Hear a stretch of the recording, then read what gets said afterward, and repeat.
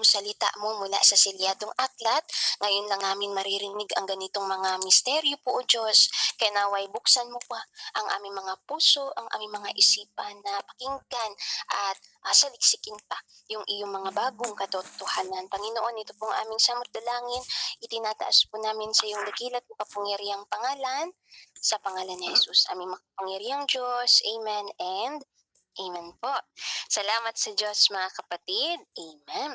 Okay, thank God mga ate at kuya. Salamat sa Diyos. Amen po. Okay, thank God. Amen. Kuya Tyrus, thank God po. Salamat sa Diyos po mga kapatid.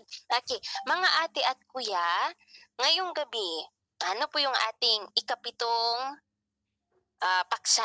Okay, ano yung ikapitong fellowship natin mga kapatid? Okay, ngayong gabi aalamin natin yung mga punto. Ang mga punto ito patungkol sa yung una, kailan kaya nagsimulang magsalita ng mga bagong salita ang makapangyarihang Diyos? Paano kaya nalaman ng mga unang nakarinig sa Kanya, paano kaya nila nakilala na siya ng makapangyarihang Diyos ay ang bumalik na mismo na Panginoong Hesus? Diba, mga kapatid? Ano pa yung ating pag-uusapan? Ano na yung epekto, mga kapatid ko? Ano na yung epekto ng gawain ngayon at pagpapakita ngayon ng makapangyarihang Diyos? At ngayong gabi, pag-uusapan din natin ay yung ano po yung nilalaman ng silyadong aklat niya. Kung nagsasalita na siya ngayon ng maraming mga bagong salita galing sa silyadong aklat, ano ang nilalaman nito? Ano yung mga nilalaman ng silyadong aklat na ito?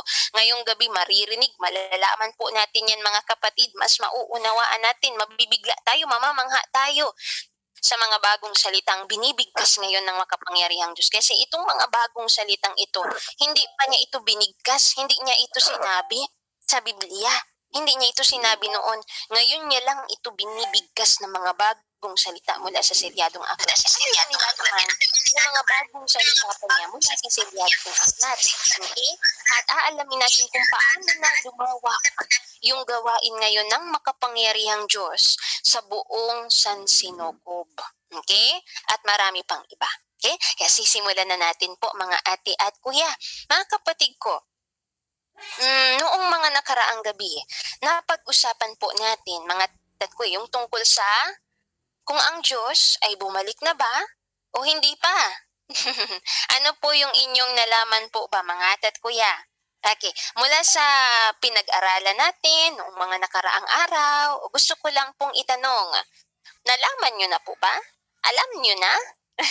Na bumalik na po ang Panginoong Hesus sa ikalawang pagkakataon o babalik pa lang? Nice ko muna itong itanong mga kapatid bago tayo mag-proceed doon sa pinaka-topic natin. Kasi yung topic natin, kailan siya nagsimulang magsalita. Kung hindi pa natin alam yung good news, hindi natin mauunawaan yung paksa ngayong gabi. Okay? Kaya gusto ko munang itanong mga kapatid, mula sa pinag-aralan natin noong nakaraan, nalaman mo na ba na bumalik na nga ang ating Panginoon? Okay. Sa letrang A, sa tingin ko babalik pa lang. Sa letrang B, bumalik na siya sa ikalawang pagkakataon. Sa letrang C, sa tingin ko hindi pa kasi hindi ko pa siya nakikita. Okay, alin po dito? Letter A, letter B, o letter C? Okay, si Ate Caroline, Kuya Enrique, amen po. Si Kuya, dito naman sa kabila, si Kuya Tyrus, Kuya Jo, Kuya Renyo, Kuya Arnold, and Kuya Espiridion. Wow, salamat sa Diyos. How about ang ibang mga ate at kuya po? How about yung ibang mga kapatid? Kuya Carlo?